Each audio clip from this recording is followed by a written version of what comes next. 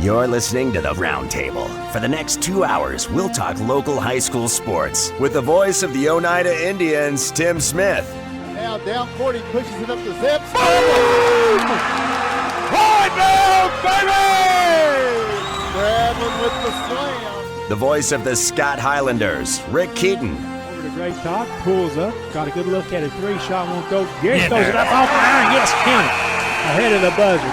Toby Garrett, that backside board. And special guests from both schools. Produced by the IH Sports Network. The Roundtable begins now. Good Thursday evening, everyone, and welcome to the Roundtable. Tonight is our return. It is January, and that means we're getting back into basketball. Tonight is the restart of the Roundtable. Tomorrow night is the restart of basketball season. Supposed to be Tuesday night. Unfortunately, we didn't get to play Tuesday because it was raining. A lot that could be said about that probably, but we'll leave it at that. Those games will be made up later on, but tomorrow night, both teams getting back into action. And so, guys, Rick Keaton, Tim Smith, tonight, let's start off real quickly, and we're going to jump right into this because we got a jam-packed show coming up with a lot of folks that are going to be with us tonight. But let's start off by talking about Scott High and Oneida. As you guys well know, Christmas is sort of the unofficial halfway point of the season. That's where you want to be, kind of getting into your groove and playing better basketball. So let's talk about where these teams stand and where we go from here now that we're getting back into it. And Rick, I'll turn to you, and we'll start with the Lady Highlanders.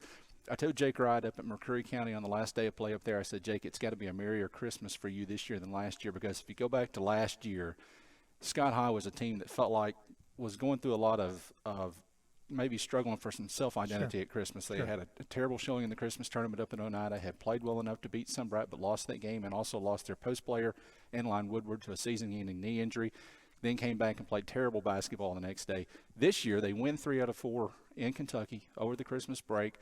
They have won 7 games going into the Christmas break. That's the most since 2018, and maybe most importantly, they're healthy. And so, and he agreed. He said it was definitely a good feeling this year, but it's just a start, something to build on.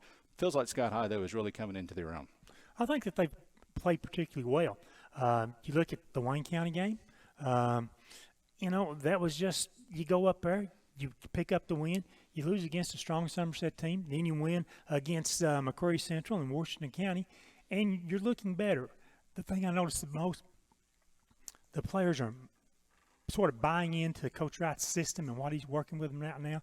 They're making better passes. They're cutting down on their turnovers. A couple people are stepping up every game, which is what you need to do. I made some notes. This was actually for Tuesday night's ball game that I was going to throw out there. Like Judy Lawson, in the last 5 games, she's made 9 out of 24 three-point shots, 40 points. We had struggled with that. Nobody consistent can do that. And then others picking up the pace. And she's going to be our guest later on, but Brittany Mora at the free throw line, she's been pretty dynamic. The reason why? She's been aggressive. She's taking the ball inside. She's getting fouled. She's getting a chance to go to the foul line. She's 16 of 29 over those last 5 games. But she should be more like 24 out of 29 that I think that she can do. And we'll see how that plays in as the second half of the season starts. And the thing you look at it, both Highlander teams, there are 12 games remaining on our schedule, if I've added it right. 8 of those 12 are home games.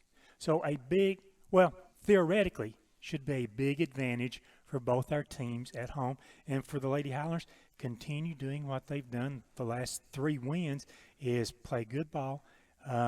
Coach Wright's done a really good job, I think, of substituting.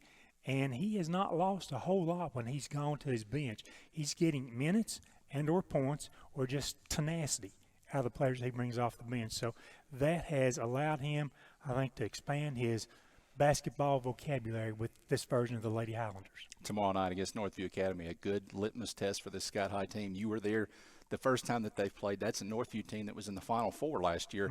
Scott High that night at Northview. That was the first night. Coach Wright had kind of switched up his lineup. He was looking for something extra, especially on the defensive end. That's where Scott High, I felt like, really began to step it up defensively. They held Northview to 29 points that night. Now, they lost the game before. It's actually 28. Okay, 28-24. Yeah. Couldn't throw it in the ocean offensively, but defensively they played outstanding. Now they're coming home to face Northview, and traditionally this Scott High team under Coach Wright has played much, much better at home. So tomorrow night is a good opportunity to see if they have taken that next step. Starts defensively. I think the Lady Highlanders have to come out very strong defensively, whether he stays with this 3-2 zone, 2-3 zone, or man-to-man, they've got to start out very well defensively. I'll also remind you that Northview game, Northview could not buy a free throw. And, I mean, that sort of kept the game very close there. So, Lady Highlanders, we have to flip the strip. Defensively, go out there, deny them shots because they like to take the three-pointers, hope that Northview is off again, and rebound the ball, go down, set up good offense, move the ball around, and find good scoring opportunities.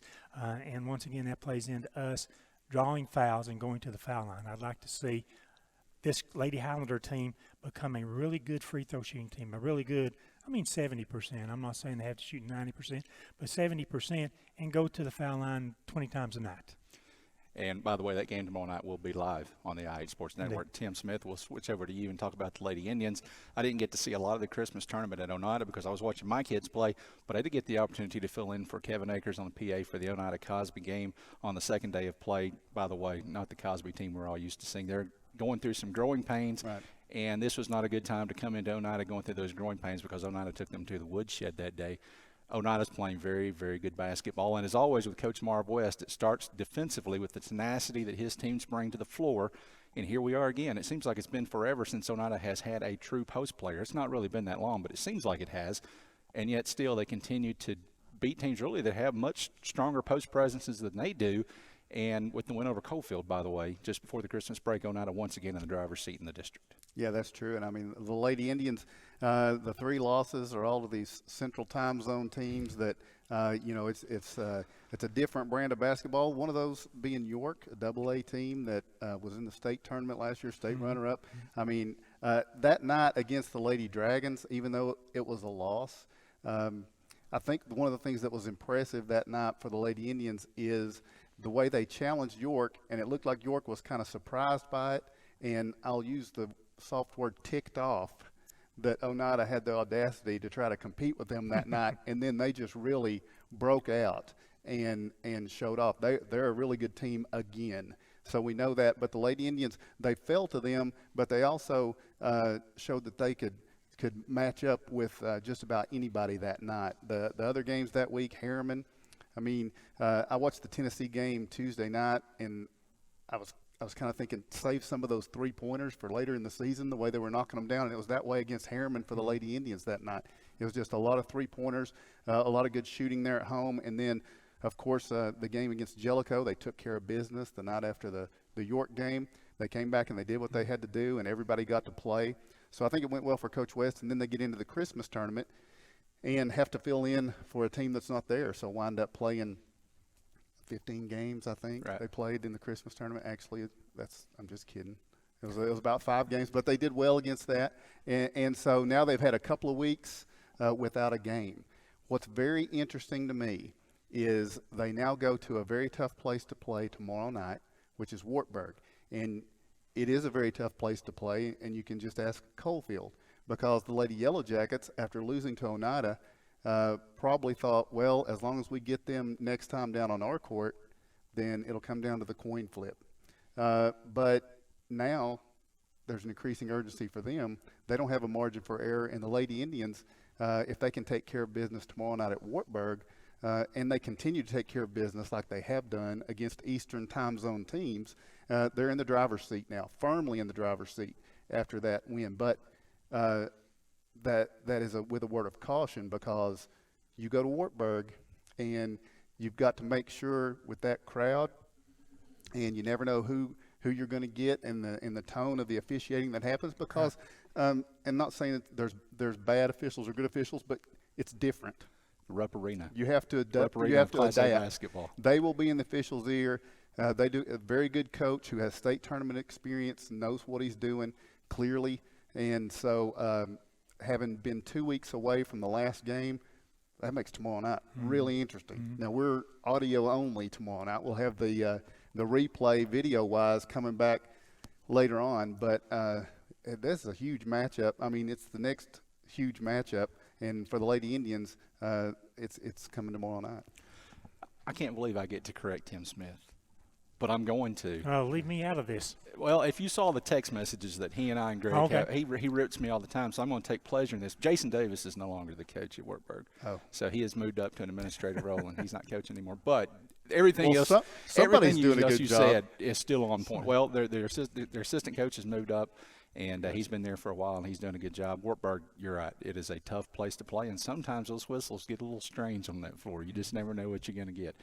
Real quickly, guys, let's talk men's basketball for just a minute. And, Rick, I said last year or a minute ago that at this time last year it felt like that Scott High's girls were doing some soul-searching. This year it kind of feels like the guys are doing a little bit of soul-searching. We've seen them look very, very good. The win over Anderson County, if you go back to the summer even against Oneida, games they've played well in, but they just haven't done it consistently yet. But with that said, and by the way, they've had some games where they've been really, really bad when it's been bad, but it felt like the tournament at Anderson County, as far as a stretch of basketball, 3 games, maybe the best that they've played so far. They won 2 out of 3, but to me the one that stood out the most was the one they lost, which was to an undefeated William Blount team. Obviously, we're all familiar with Kevin Wendell. Tim has called so many of his games as a player and a coach in Oneida. He has done a fantastic job. William Blount's undefeated. For a half, Scott High had that team on the ropes. Now, when the wheels came off in the second half, they came off in a big way. But for a half, Scott High gave William Blount everything that they wanted. And the thing that you got to look at, people were a little skeptical about William Blount. Hey, William Blount just knocked off Fulton Tuesday night. I mean, that was quite well, probably unexpected, but they handled them sort of easily. They've got quality players. But for the boys, it's about believing in each other, believing in Coach Aiden, and they've not had that many months and that many practices with Coach Aiden, but it's believing in the style and the system that he wants to put in. Finally, I see that they're getting there. And to Coach Aiden's, I guess, credit, he's doing it with what we would call a short bench, because you've got 4 seniors, 2 juniors, no sophomores, and the rest are freshmen. So he's really doing it with a short bench and going 7 or 8 deep typically each night in his contest. But these kids are finally believing a little bit. They're getting their own personal confidence in. I saw in the Anderson County tournament, Sky Babb really stepped up. I thought he became suddenly a whole lot more active, Ben. And we've been waiting for that. We've been waiting all season on that. I thought he had that capability. I saw him become a whole lot more active. Gray Todd, he's not rushing things. Used to be he'd grab the ball and rush and drive or shoot, whatever. He's taking his time. He's looking at the floor. Cannot say enough about Scott Jeffers. Scott has said all along since last season he was not a point guard. But Scott keeps battling and battling, protecting the basketball. That remarkable stretch where he had, 18 out of 20 free throws in a game that won that for the Highlanders. I mean, they're finding a way to step up. They're an exciting bunch to watch, and we hope it continues through the second half.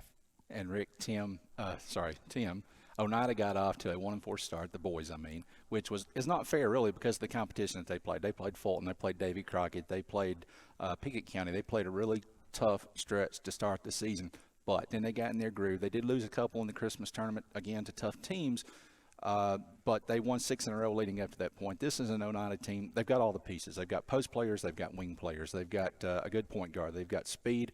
They've got kids that can fill up the bucket from outside.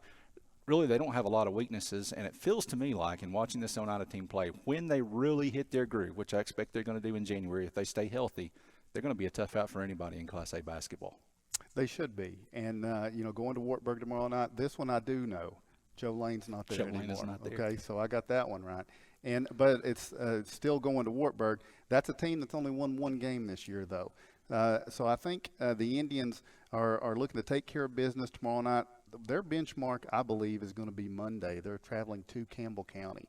And they've had battles with Campbell County. They've had battles with teams that have been close to Campbell County in that Christmas tournament. Campbell County beat the Heritage Christian Academy from Alabama, and then Oneida fell to them in that game. So I think that's going to be a chance to say, are we better than we were the first time we played against Campbell County, and we're doing it their place, because we lost to them by 1 at home there in that game. So I think that's going to be a benchmark. And then, like you say, it looks like the Indians are the class of the district, and they should take care of business.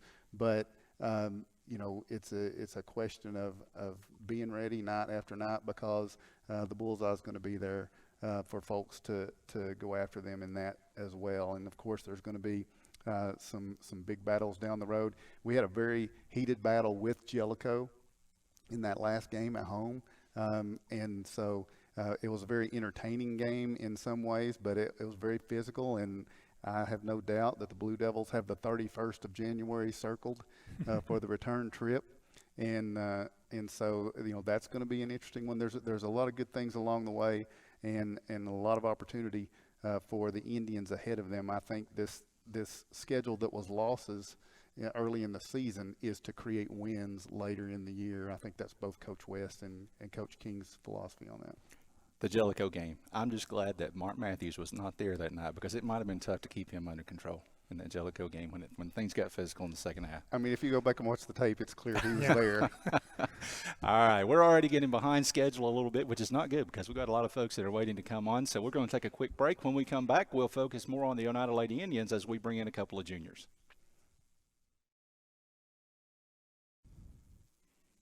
Welcome back to the Roundtable on the IH Sports Network. I think I neglected to mention in the opening, guys, that we, for the first time, are at the C. Michael Lay Technology System in Helenwood, Technology Center in Helenwood. So first and foremost, I got to say thank you to the Scott County School System. Greg Bond is here.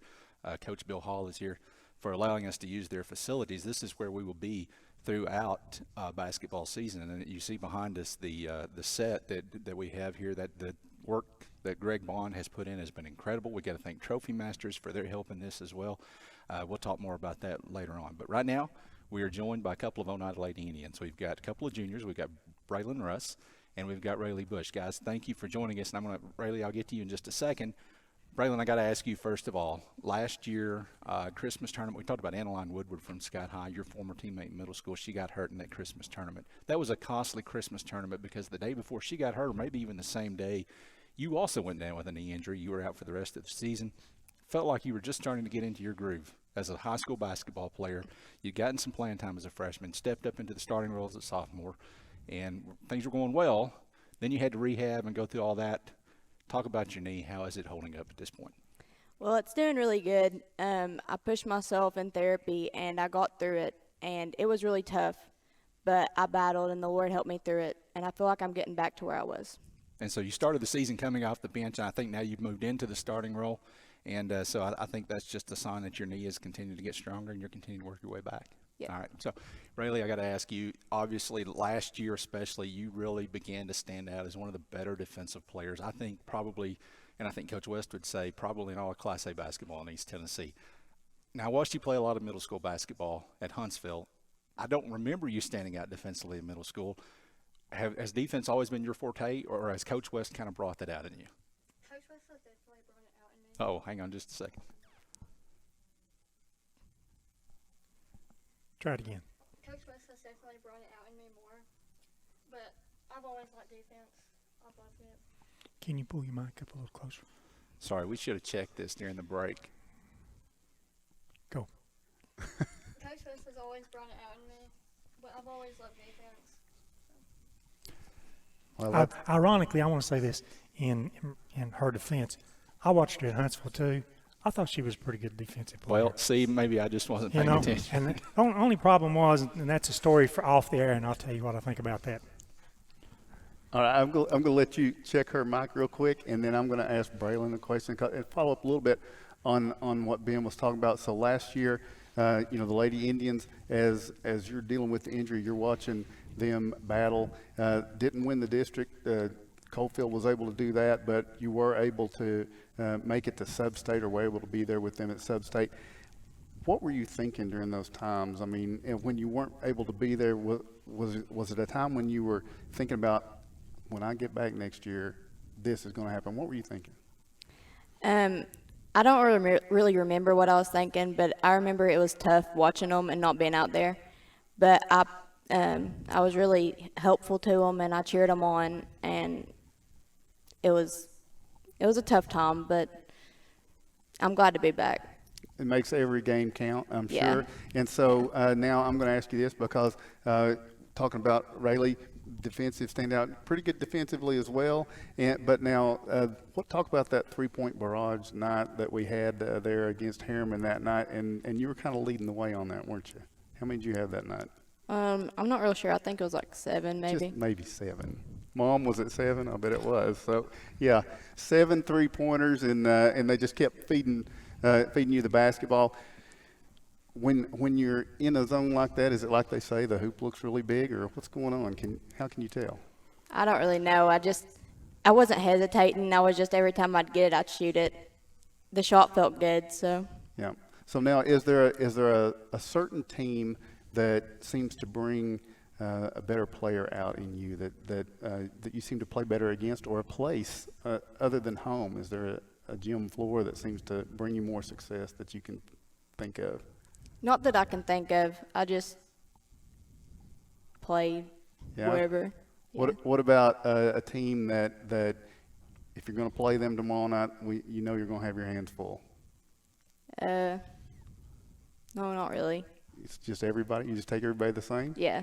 All right. Well, that approach has worked for you so far, Rayleigh. What about defensively? Is there a player that you have thought, okay, tonight I'm playing this person, and that's going to be a challenge?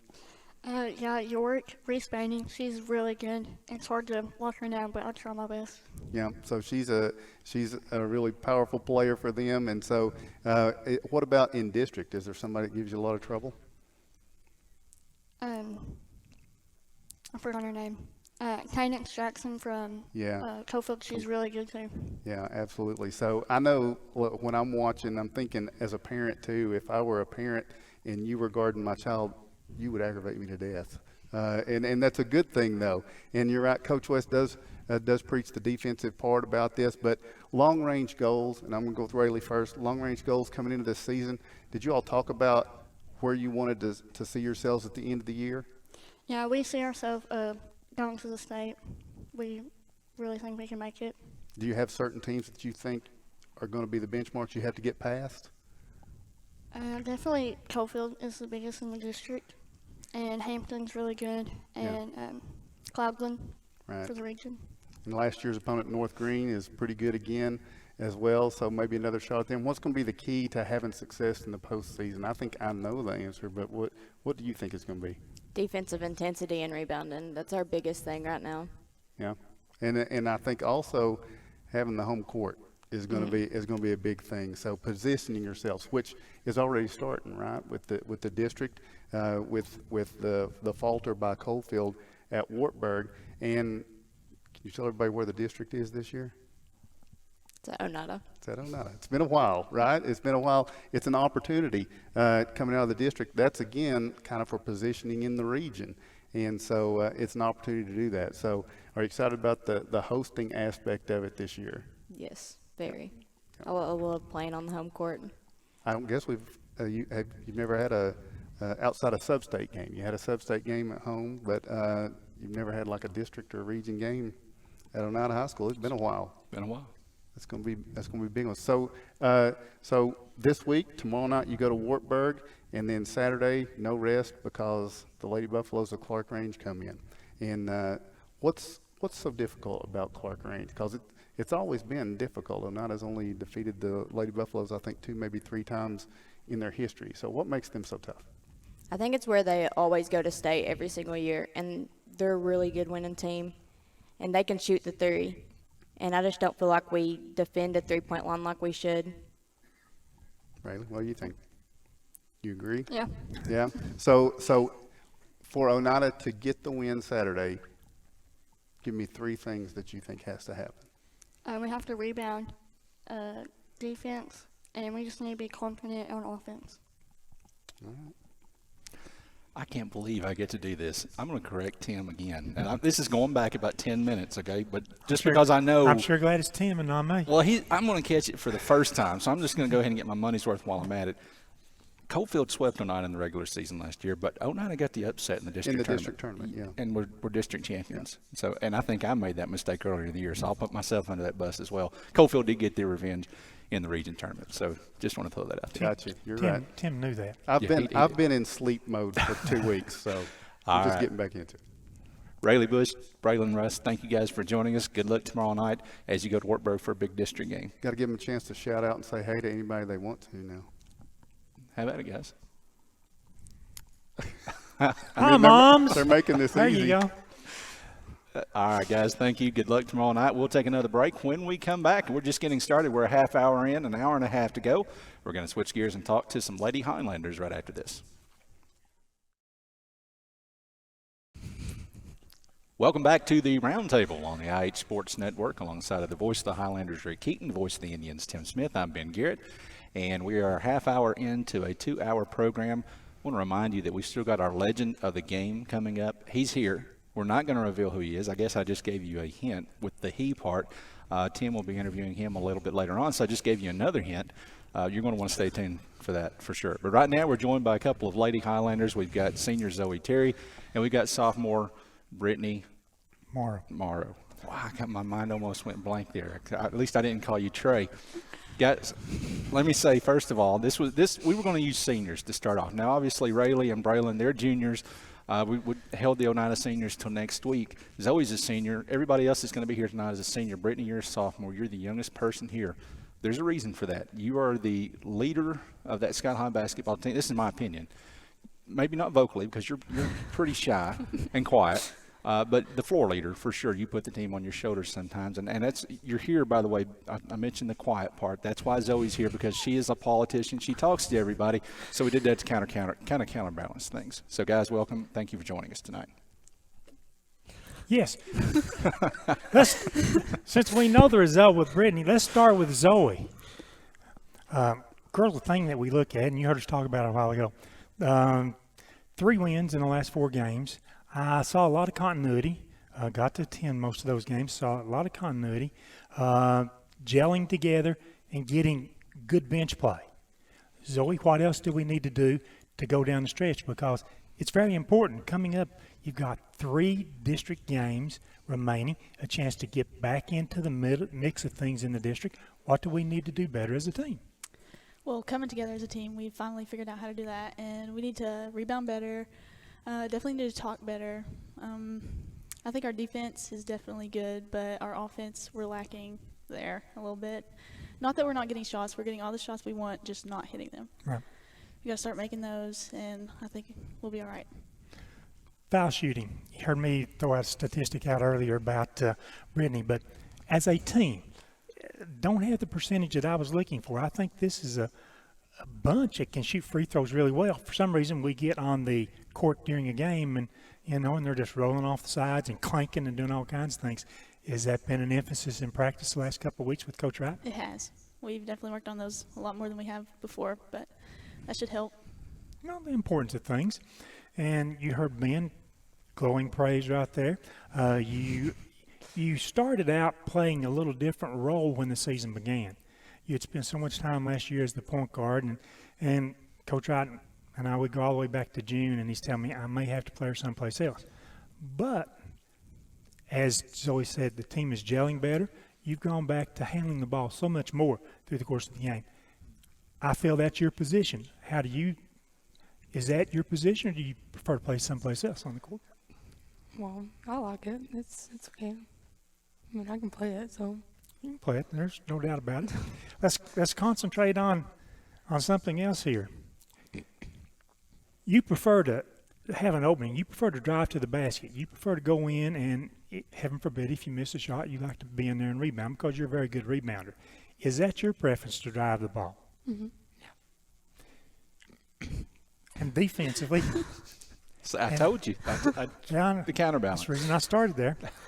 Defensively, we know that Coach Wright started going to the 3-2 defense last year.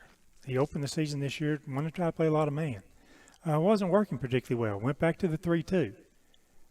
Tell me why that is such a vital and important fact to the Lady Highlanders. You seem to play that defense better than anything else. I mean, far better than any other defense. Yeah. No, the 3-2, I feel like we can move better with it as a team. Mm-hmm. And, like, Zoe being in the middle with her length and athletic, she's very athletic, so. And if she's not in the middle out front, you're then in the middle, right? Yeah. Okay, that's what I thought. I wanted to be for sure. But that gives you a talented threesome up there. If you and Zoe's there, typically the other person is going to be Julie starting the game there. I mean, so that gives you a pretty athletic bunch to chase the basketball a little bit. What do we need to do inside? Are we stabilizing the positions inside? Are we getting the play that we need to? Or will we get the play we need to inside from our rebounders? I mean, sometimes we do, but not all the time. So I feel like if we, I don't know, just You just enjoy the game of basketball, right? Yeah, I do. Okay. I asked Zoe, or I mentioned to Zoe, you've got the 3 district games. You're 0-3 in the district right now. You've got Halls, you've got Clinton, and you've got Anderson County. Halls was the only game that where they sort of, I don't want to say blew us out, but had a big lead and won by a large margin. The other 2 games, they were within 5 or 6 points. They're like that. Do you look forward to getting to play those teams? And 2 of the 3 will be at home. Do you look forward to getting to play those district games? Yeah. Mm. Is there a particular opponent that you feel is a tougher challenge? I mean, I don't know. Halls is pretty tough, but I think we can beat them. So. Okay. Well, that's a good answer. So we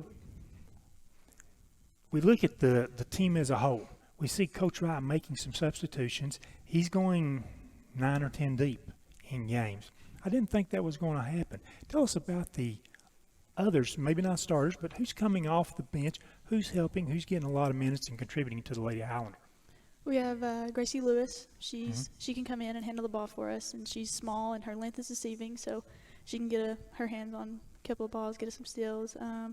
Annaline, she's look for us down in the post. I don't really know. Bree. Oh, well, yeah, Bree. She's super tall. She could get some rebounds for us. We can look at her down low, but I don't really know anybody else right now. Well, that's okay. Yeah, this is a tough spot. We know being on air like this. What team do you look forward to in the district playing in the second round? I definitely want to go. I want to play again against Clinton because I kind of just want to get back at them. I know we can win that game in Halls. That was a game we were still figuring out how to play as a team. We weren't playing very well at all then, and I know we can beat them. So I'm ready to play them again. And then AC, I definitely want to play them again. That was an awful game also. Well, and we play them on our home court, so that's definitely an advantage to be able to do that. Because you walk in the gym over there, and there's just sort of openness. Yeah. You look all around there like that, and it's not used to the friendly confines that we're used to. Yeah. As we move forward, and I'll ask the question, and both of you can throw the answer out there. As we move forward, I mentioned that you won 3 of your last 4 games. Got 12 games to go, and 8 of those are at home. Tell me how you think the Lady Highlanders are going to handle the second half of the season. I think we definitely have the at-home advantage, which helps a lot. Sometimes we don't play good on the road. I don't know if our legs or what it is, but I think it will definitely help us boost our confidence here, getting some wins that we need. Brittany? You said it. I didn't ask you guys any questions when we got started, but I got one question I want to ask for each of you, and I'm going to start with you, Brittany. You're a pretty good basketball player. You've been starting since you were a freshman. Not many freshmen get to start, but you came in and you started right away as a freshman. Trey Morrow, your older brother, he's at Bryan College now, 3,000-point scorer. I mean, obviously he was okay too. How does it make you guys feel knowing that when it comes to the Morrow siblings, the biggest moment is not any basket that Trey Morrow scored or not any basket that Brittany Morrow has scored so far? The biggest moment for the Morrow family has been when Austin Morrow lacerated his kidney. And it just stole the thunder. Do you even remember that? Were you old enough to remember? I mean, I do, but I wasn't. You were probably only 8 years old then? Yeah, probably. I don't know. Maybe 7. I was scared, so. Zoe, tomorrow night you guys play Northview, and then you're going to get deeper into the season. You've got Anderson County coming up at home. You've got Halls coming up at home. You've got a lot of big home games coming up. So let's say in one of these games, whichever one it might be, you guys, you're guarding out top, as you sometimes do in that 3-2. And off the rebound, you sprint the other way, and you're open, and you get the run-out pass. Can you finish it? And by finish it, I mean, can you dunk it? Would you try? I would try just for you, Ben, but I probably wouldn't appreciate happen. that. Okay. For those who don't know, for Coach Wright's sake, just make the layup. Yeah. Forget about being Gary here. Zoe Terry, probably the most athletic basketball player at Scout High, boys or girls. Okay, so I'm just going to say, if we're going to see a dunk from Scout High this year, it could be Zoe. You never know. It could be Gray Todd. He might be me too. It could be Gray, okay. He's probably got that ability, but it could be Zoe. He's also got like a foot on me, okay? Well, but you know.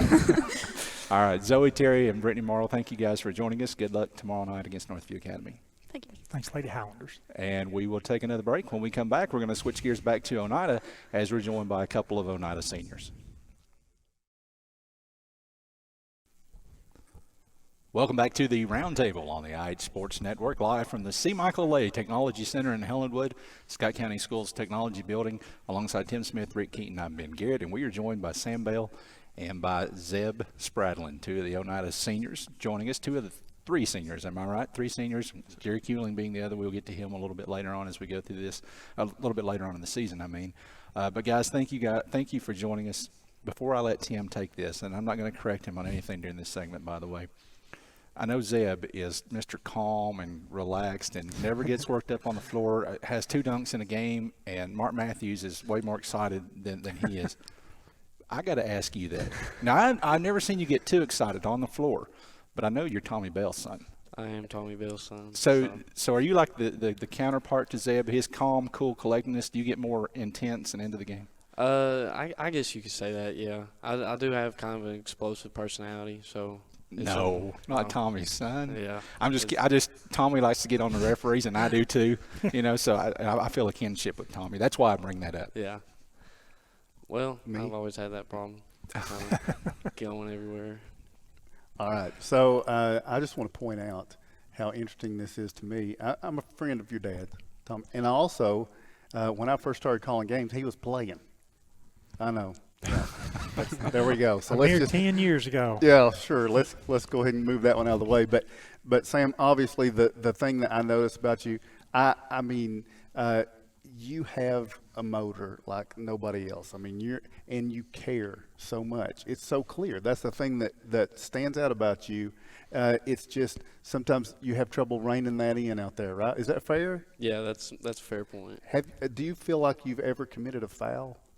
Oh yeah, because when I'm watching, usually you're not in agreement. Yeah, I don't know. That's just kind of my basketball thing. I'm like in the moment, and I don't even really think about the foul.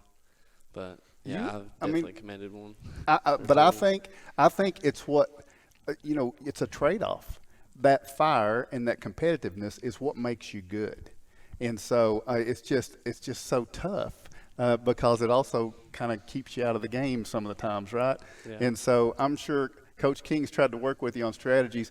What has he shared with you? Because obviously so far it hasn't worked. But no, he didn't know he was in for this. But I'm just saying, what has he shared? How has he tried to get you to stay on the floor? Really just. Well, usually when I get my fouls is when I leave my feet and I try to block the shots. And so really he's just told me to stay on my feet, keep my hands up, and don't go down on them. Yeah. And that is his favorite one, isn't it? He's always saying you're doing this. Yeah. I watch. Yeah, absolutely. I just say this because I think it's so important going forward for you to be on the floor, for us to be who we need to be. We're going to need you for that. Zeb, and you know, I like he said, Mark gets excited about the dunks, but I mean, you do so many things. This is the 2 high motor guys on this team for sure, 100%, going all the time. Just doesn't take a playoff, doesn't take a chance to scrap for a basketball or grab a rebound. You really act like that thing is yours and it belongs to you. And you play against a lot of players that are the same way. It's been a challenging schedule. Yes, sir. What has been the biggest challenge of this schedule early on for you? Campbell County's post, John Long, he's a tough player. I like playing against him. Me and Sam, like good friends with him. We like playing against him. 100%. I work with his dad, and this wasn't staged, but I mean, he absolutely he's just like you guys in that he believes that ball belongs to him and he's going to get it. He is fun to watch. Luckily, we don't have to play them in the district, right? But you do have goals in the district, and it's going to start there. You have to position yourself with the district. Who could sneak up on you if you're not careful? I feel like Coalfield could. They made it close the first time, right? Yes, sir. They were a challenge. So you feel like Coalfield's the second best team in the district. But now you're going to Wartburg tomorrow night, and there's a lot of bad memories down there in the past. You going to be able to flush those out? I think so. Yeah. What do you feel like makes this team different. I mean, this is one of the deepest teams I've ever seen. I do not envy Coach King and his challenge at getting you guys minutes, because there's so many guys that can play at such a high level, and trying to find who works well together. Do you feel like it's there? I mean, you're 7-6. You've played some really good teams in those 6 losses, but do you feel like you're into a groove, or has this 2 weeks off kind of stunted that some, Sam? Well, I think that's kind of helped us a little bit.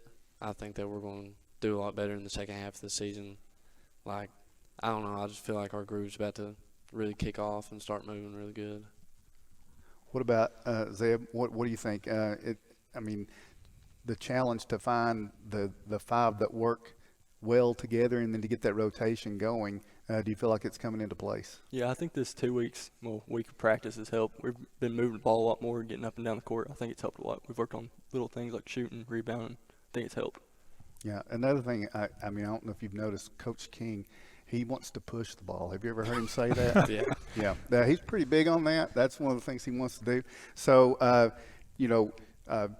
here we are, your freshman year, we qualified for the state tournament, and it was taken away, unfortunately. And then the last 2 years, we've had the ability to do it. We haven't been able to close the deal.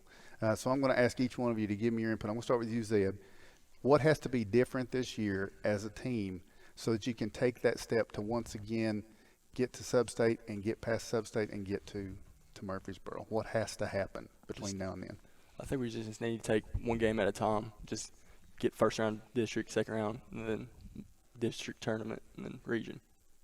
Just kind of like Braylon earlier. I was trying to get her to call out certain teams or whatever, and she was just saying just the next game. I don't look at teams differently. What about you, Sam? What do you think? Well, I mean, just be honest. I know you guys. I think it's just one game at a time. Yeah. I mean, that's just how we're going to look at it. Like, we got to win district first, then region, and then we got to go to Sub-State. It's going to be a lot harder in freshman year. We don't have as big as posts as we did, or as big as guards as we did, but I still think that we have a very good chance. I still think we have a lot of fire and a lot of, like, people pushing us to go that far. Yeah. And our coaches really do that every single day. And when you say you're not as big, I mean, like, you're taller. You're just not as – yeah, we're just not as strong, as like Dalton Yancey and Jordan Perry. Those were really strong posts that we had our freshman year. And what about this Pickett County team that's probably going to be in the conversation? Y'all have gone there and had a nail-biter with them, and then here in the Christmas tournament, the old saying is it's hard to beat a team 3 times. Wouldn't you like to get the opportunity? Because that would mean you'd be at Murfreesboro. Is this a team? Your way down the road. Yeah. You have to earn your way there. What makes that team so good? They can all shoot really good, and they're good at getting to the spots to shoot.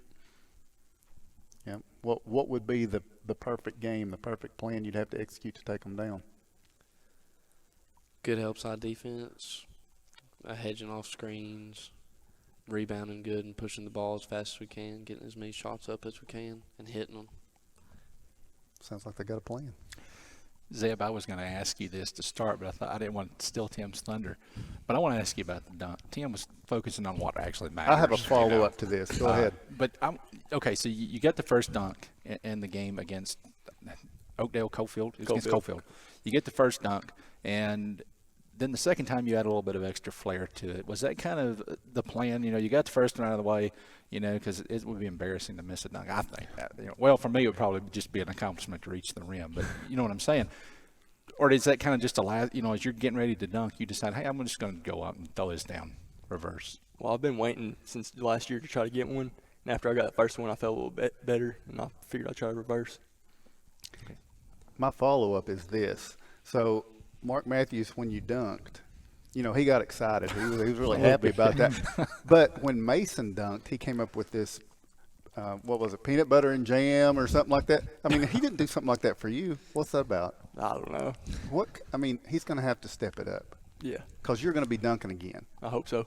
Okay. So he needs to come up with something, right? Yes, sir. Yeah, I agree. Well, we talked about Zeb's dunks. We talked about Mason's dunks. And Sam, we were talking about this during the break a moment ago.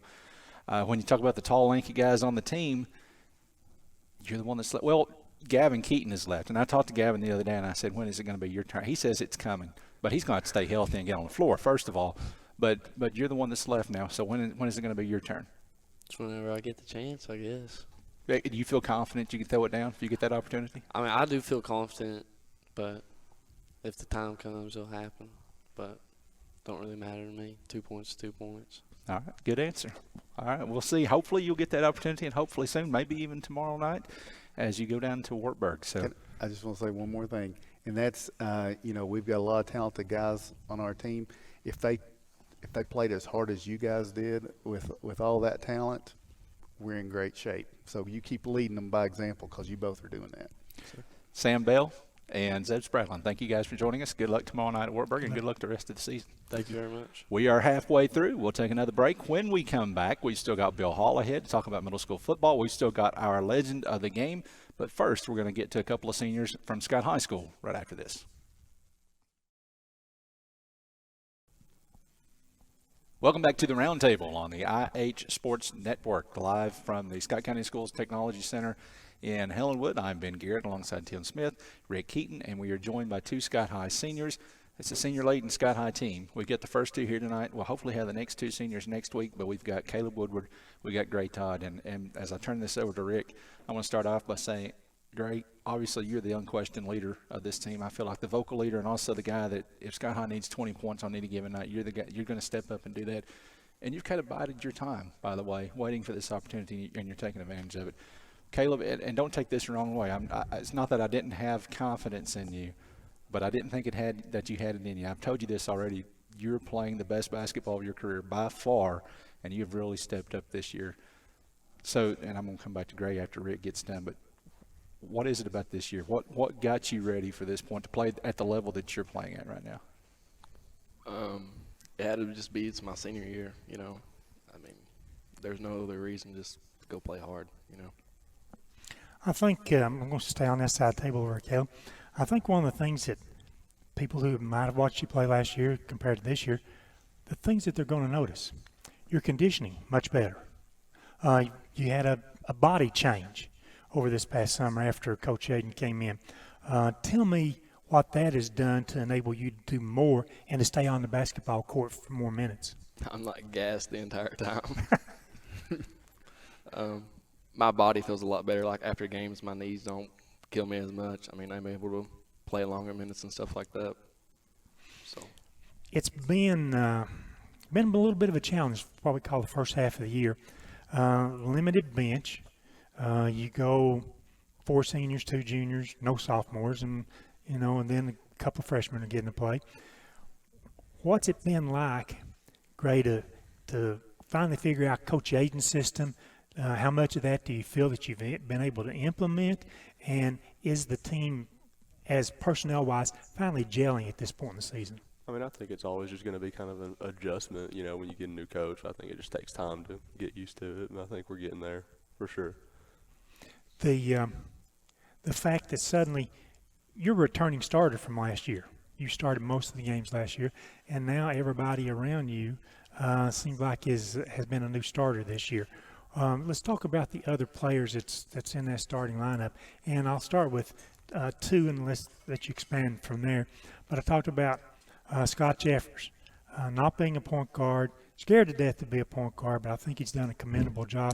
And then Sky Babb the last 3 or 4 games, I just saw a change in his game. It just elevated and went way up.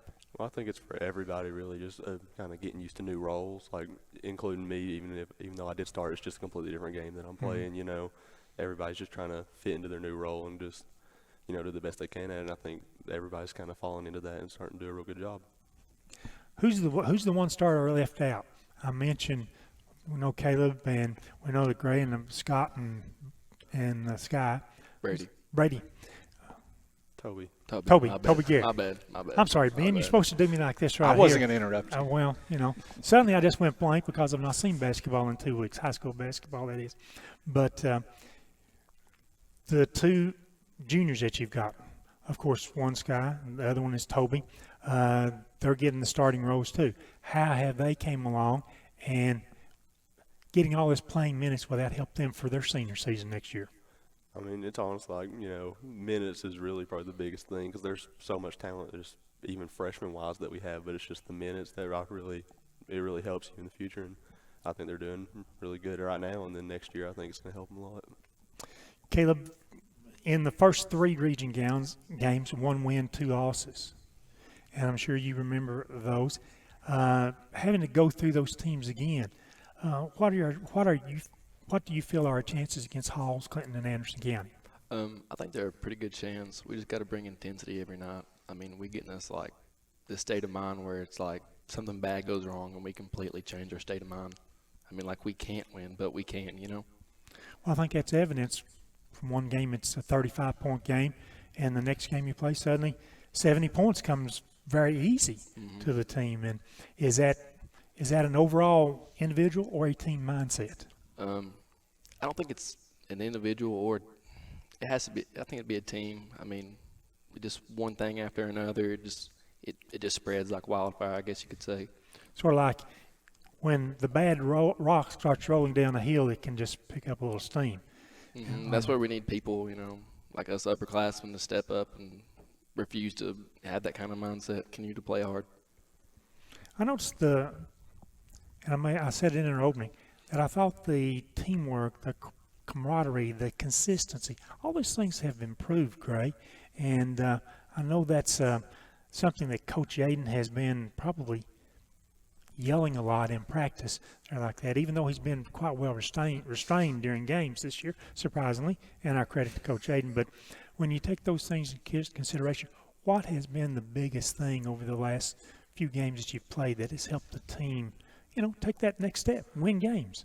I don't know. It's really just I don't know. Just playing. We're just playing better. It's just there's not really much to say about it. Just we're playing better. And everyone finally figured out what their role is. Is that an important factor as we go forward? Well, yeah. I mean, it's really important for everyone to know their role. I mean, I think we're finally just getting to that right now.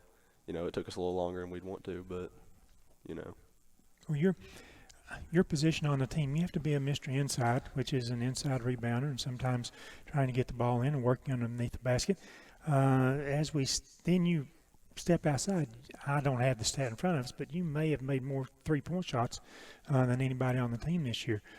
Talk about your role and how you get into the flow of a game. I don't know. I'm just trying to, just make the right plays, shoot open shots, and just do what I need to do, I do, because I've watched a lot of those games. Caleb, what can we expect out of the Highlanders to go through the next 12 games to complete the regular season? Intensity. Is there any one team that you think we played so bad against in the first half? This is for both of you.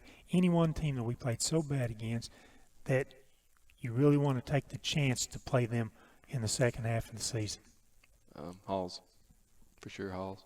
And that's a district game, so that's... Yeah, Halls is probably the worst game we played this season so far, I think, honestly. We just played terrible. Just, need another chance of that, really.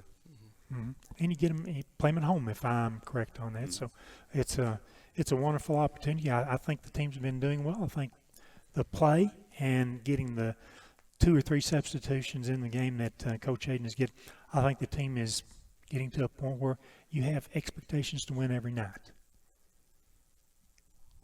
I agree with me. I want to go back to something you said, Caleb, because I thought you put it very well when you talked about sometimes you guys, the mentality, when something goes wrong, it just kind of snowballs. And I feel like a good example of that is that game against William Blount. You're facing a team that's unbeaten, and you guys came out, and, I mean, you guys were going hard. Had them on the ropes, led after the first quarter, and I think in the final couple of minutes of the second quarter, it was maybe a 1 or 2 possession ball game.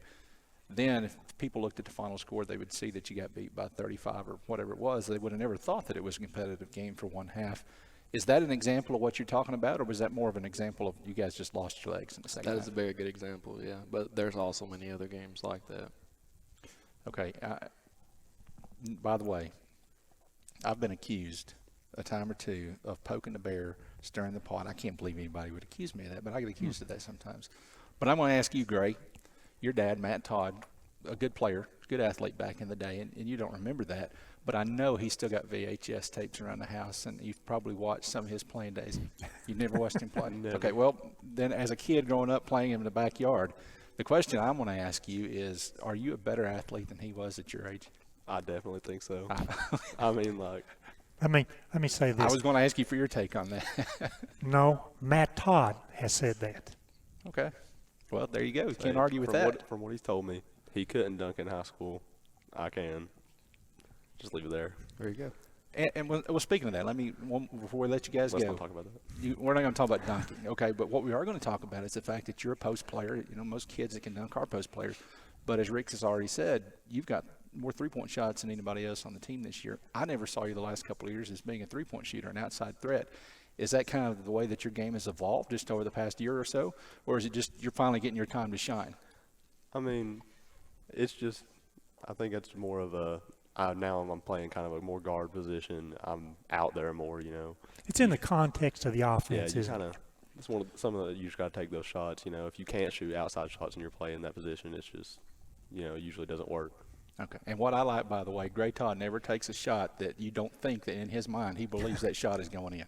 And that's what you got to have as a shooter. You got to have that confidence. Okay, guys, the first time you played Northview Academy on the road in Sevier County, it wasn't really that close of a game, but that, as Gray reminded me in the break, that was when Caleb decided to take off a week. He needed a break or whatever.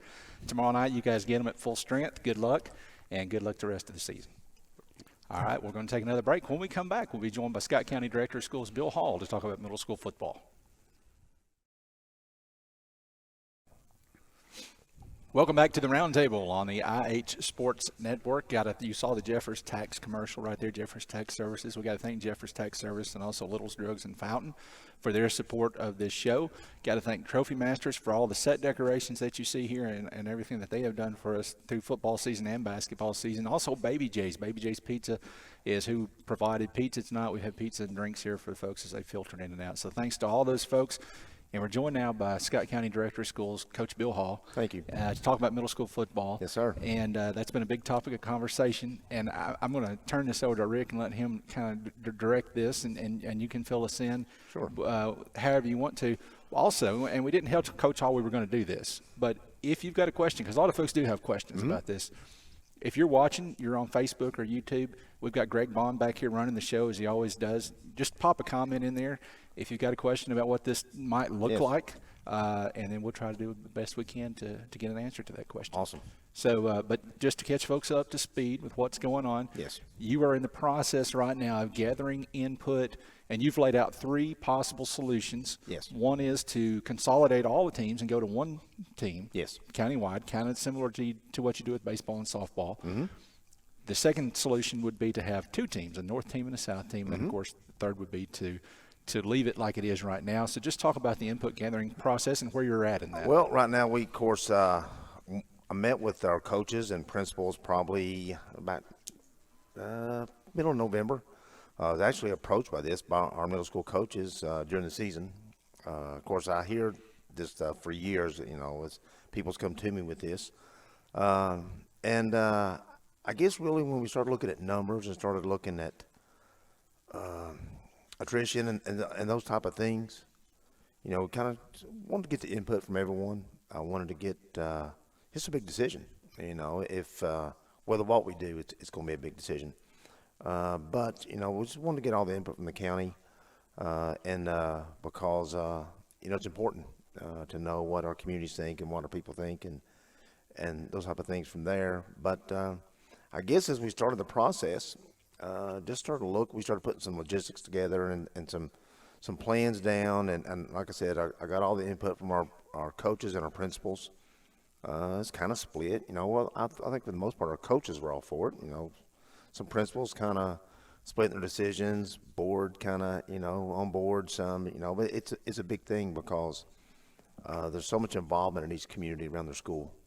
And anytime you take a part of that away, it really, you know, damages the community. I'll share this story with you for a minute. You know, my input didn't matter when Roane County was going back and looking that they were going to consolidate the Harriman, Rockwood, Kingston.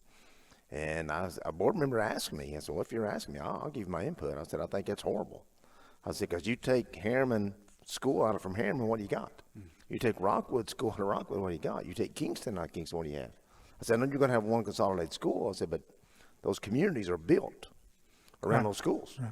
And it's kind of like, with our middle schools, even though our main goal right here is to focus and put the most emphasis to make our high school program better. And whether that's to be leave it as it is, to consolidate, to those things, we're going to do what's right, what's the best, for number one, each kid, because we want to get the value where the most kids can have an opportunity to play and compete, but also to try to build a program for our high school.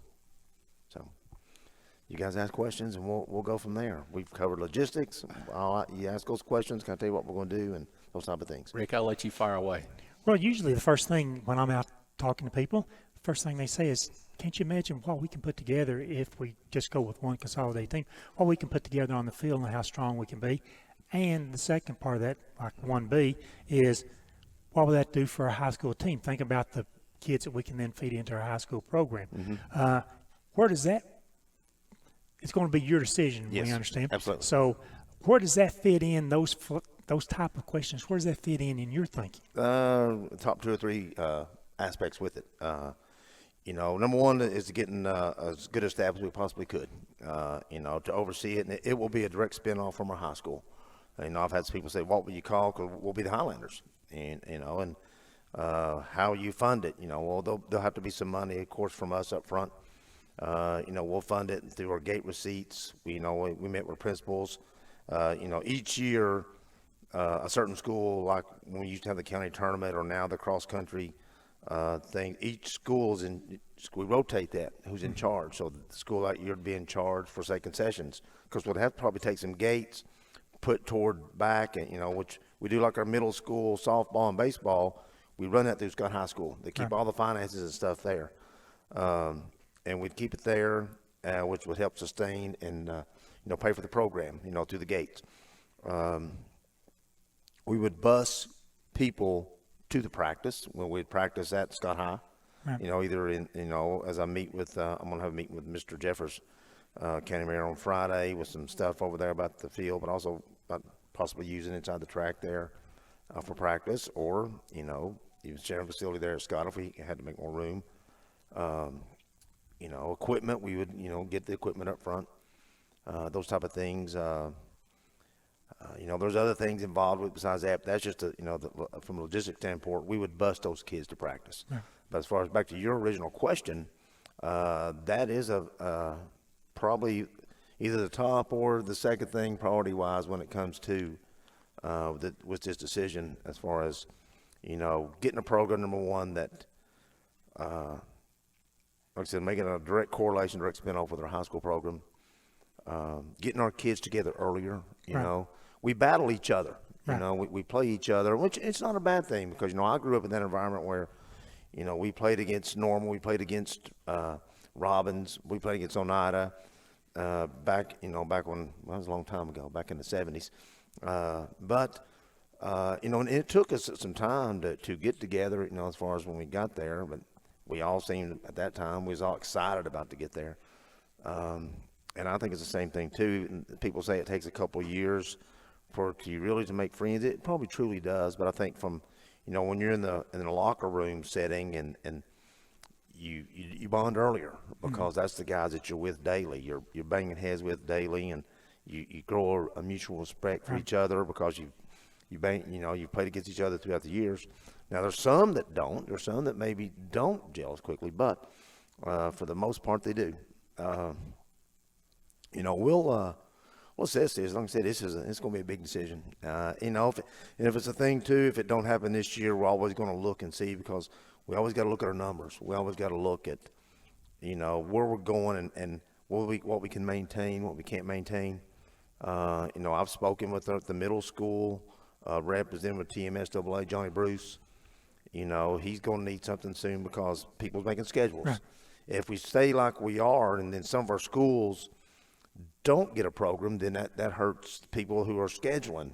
They have to drop games, find games, those type of things. And I've tried to read every question that was sent to me when Greg did a phenomenal job with this, and the whole thing was I didn't put out a detailed plan because I wanted to get those questions. I wanted to see all the questions, wanted to see the concerns, wanted to see the good things, the positive, and kind of weigh them all in.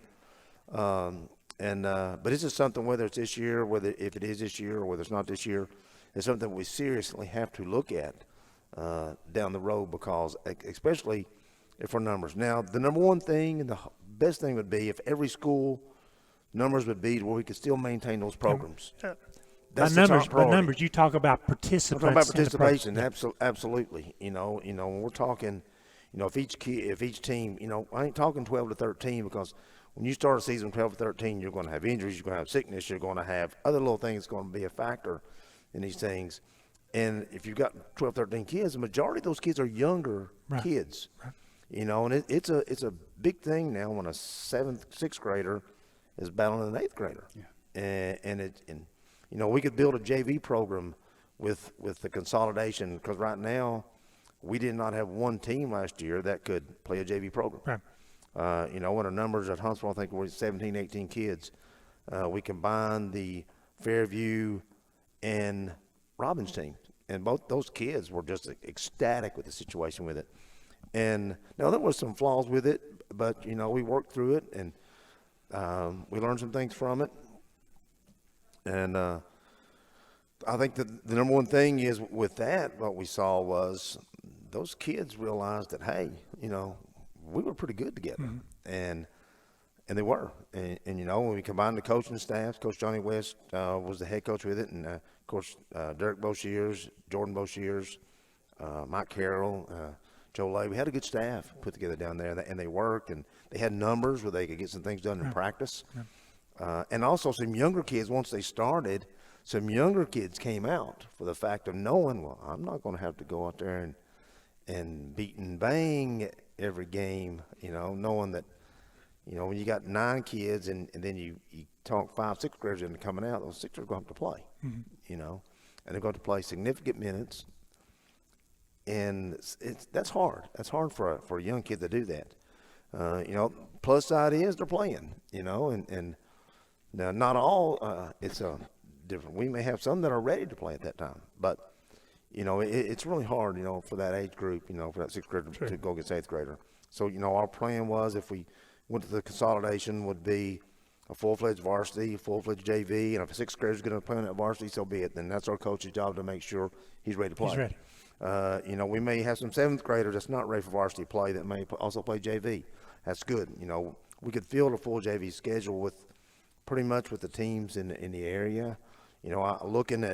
I know Huntsville played in the 3A division for a few years there, right, and was competitive in it for the most part, which consisted of Jacksboro, La Follette, I think Maynardville was in there. There may be some more. I think they play in the playoffs. I don't even know now. I think Sevier County was in there, maybe even Maryville. But, you saw it. With 09, of course, I guess they're 2A, aren't they? Right. But they played 3A for years also, too. Yeah. And, I think it's teams that we could be competitive with, in and out. And I think to me, competition makes you better. Exactly. And if that top competition is there, then as our kids are getting better at that competition, as we step in, of course, good thing with our high school now, we're dropping down from a 4A to 3A.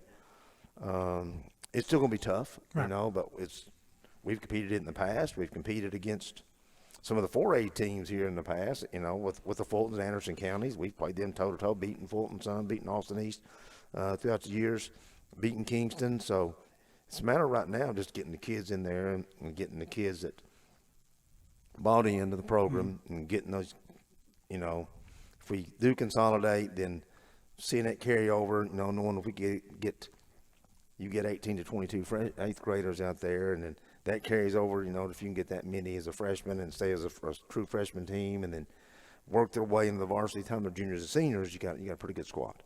The thing I noticed too, as we have watched over the past years, is you've got 5 middle school teams. Yes. Which means typically 5 different offensive and defensive philosophies. Yes.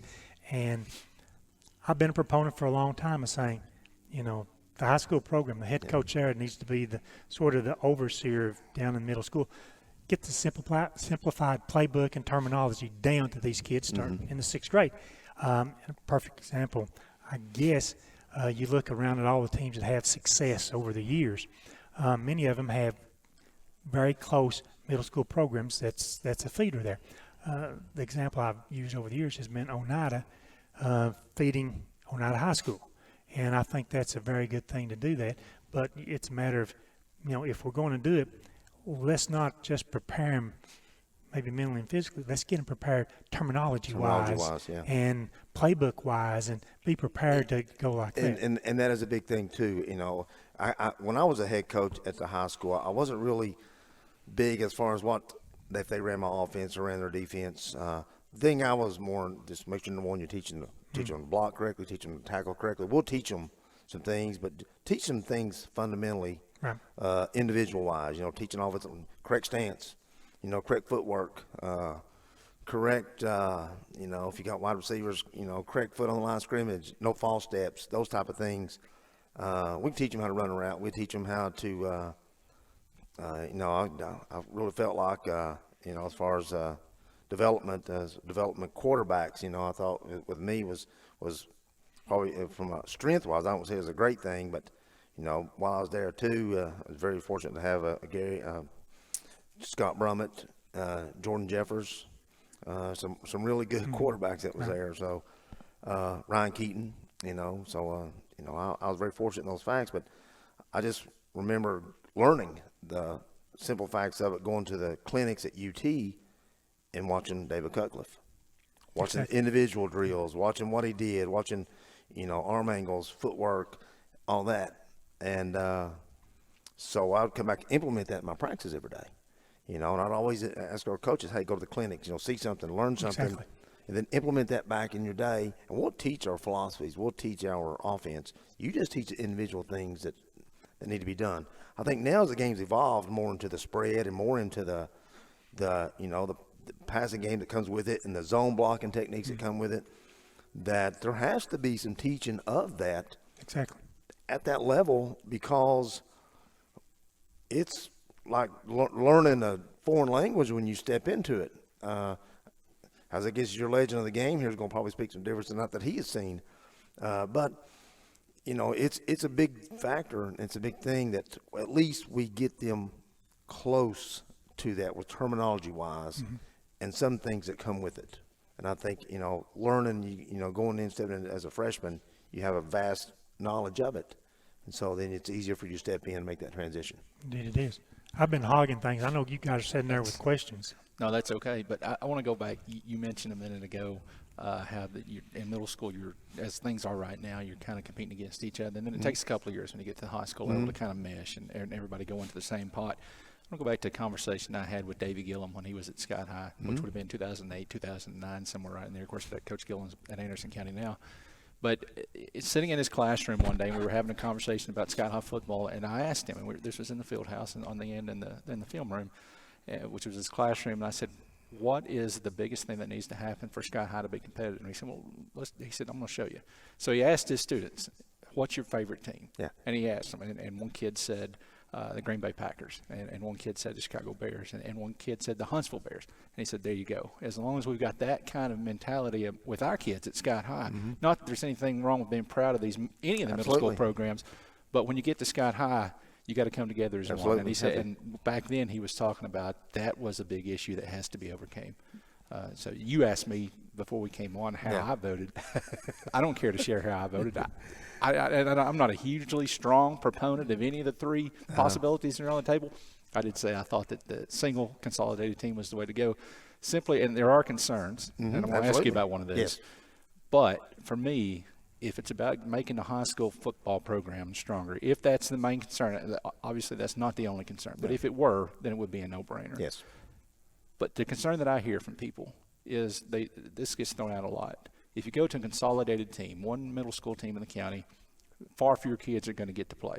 That's a legitimate concern. Because right now, this past season, for example, you had 4 teams. So on any given Thursday night, you had 44 kids on the field.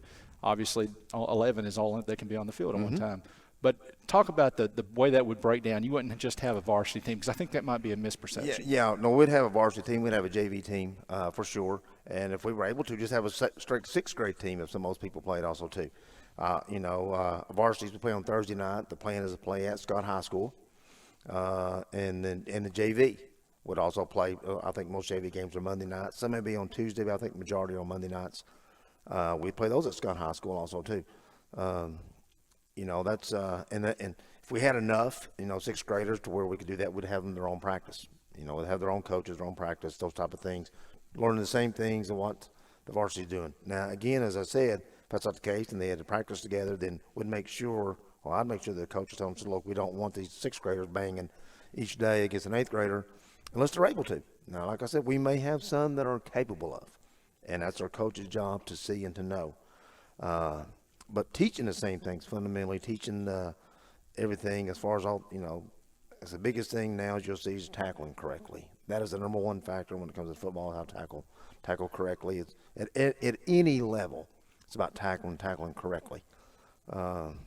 And developing, teaching the kids, getting kids in a weight room, getting kids on the same page what the Scott High School's lifting program is doing, getting those type of things that is direct correlation with it. That's been a big factor, and that's, I really split. You asked me the same question. I don't care to share. Number one, I didn't do the survey because I want to read the survey and I want to read all the questions and I want to do that. I thought strictly from a coaching perspective. I'm thinking from a coach. Like exactly how David Gillum was thinking, I think it's got to be one. But I'm not the coach. I'm the man that's got to see every realm and everything with it, every possibility, and take into factor every scenario that comes into this. As such, the number of kids, you couldn't minimize the number of kids because some kids can't get, even though we'll get them to there, some might be able to come to get them back, So we're even trying to think of ways how to get maybe kids to a certain area, legally and all that thing, and then get parents to pick from there. I've read the comments about only certain ones that get to play. I will show you one thing. These coaches will make sure that don't matter what your name is, where you're from, who you are. If you're capable of playing football, they're going to find you. They're going to get you on the game. Competition sometimes weeds out. As you got more people, as I walked in when I used to go down and watch Billy practice, and at Reinhardt there would be 110 guys on the first day. Well, as that competition started, when you come back on the next day, you look, there may be 101. 2 days later, there may be 96. And then a week later, there may be 80. So I'm saying as competition picks up and as those things go, you don't ever want to lose kids, but competition kind of weeds out. But I also think those kids that stay and make it through and battle and compete only get better. And then they know that, hey, I made it through.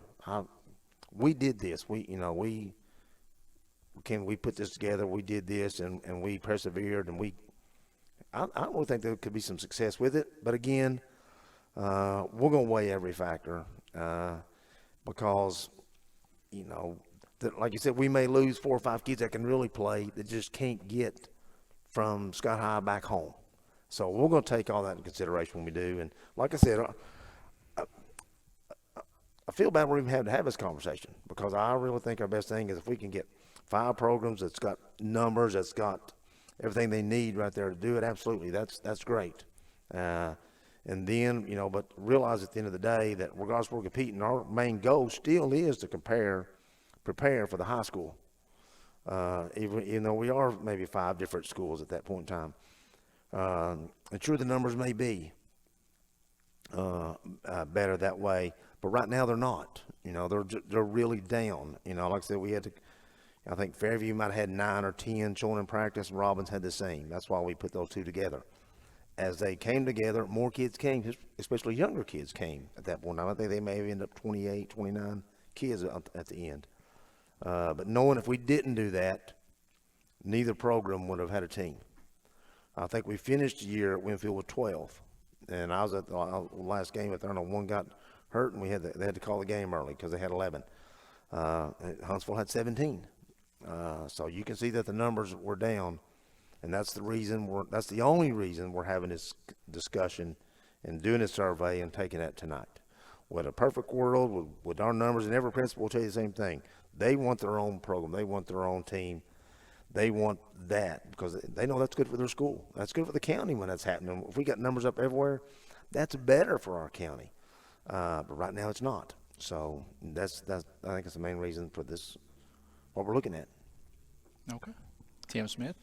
Well, I just, all I would say, because obviously I'm kind of the outsider in this discussion, but the easiest thing to do would be pass this on to somebody else.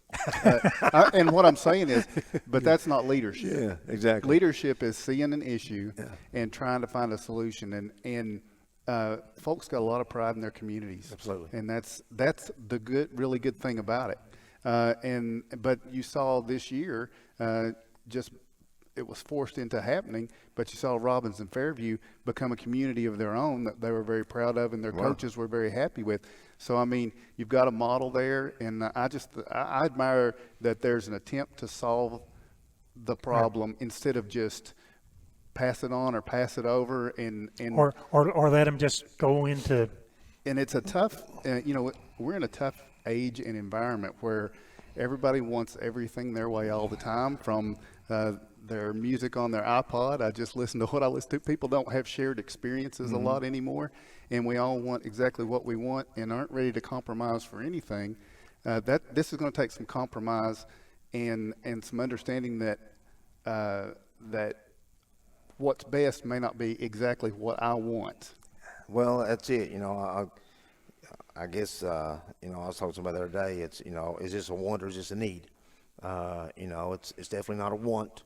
Right now we're looking at it as a need. Yeah. I'll just, in a perfect world, sure, right now we'd have a new high school and we'd have a consolidated middle school.